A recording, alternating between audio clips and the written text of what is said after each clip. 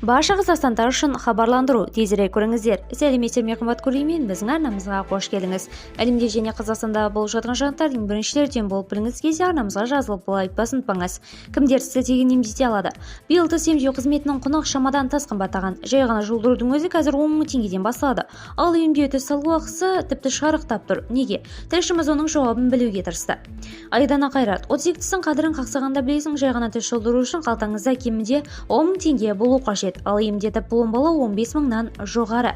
Жоқ орынға тіс алдыру немесе кемінде 40 мың, имплант салдыру 100 мыңнан 3 мың теңгеге дейін болады. Біз енді мына пенсионерміз ғой, бізге қымбат, басы кәшесіне, бірақ арзаны жоқ. Жалпы түгелі қазір қымбат. Диас Абаев, стоматолог, ол материалдар Қазақстанда шықпағаннан кейін. Ол көбінесе сырт елден келеді, Германиядан келеді, Кореядан, Қытайдан келеді. Сапалы болғаннан кейін ол қымбат. Денсаулық сақтау министрлігі мәліметінше, медициналық сақтандыру арқылы халықтың жекеленген санаты шұғыл және жоспарлы түрде тісін тегін емдете алады.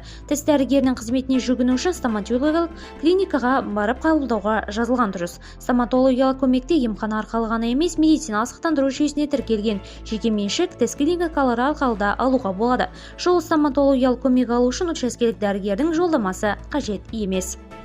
Видеомыз кеңінен таралып, барша қазақстандықтар көру үшін лайк басып жақындарыңызға таратуды ұмытпаңыз. Алайда жақсылық тарату, оны жасаумен тең ұмытпайық.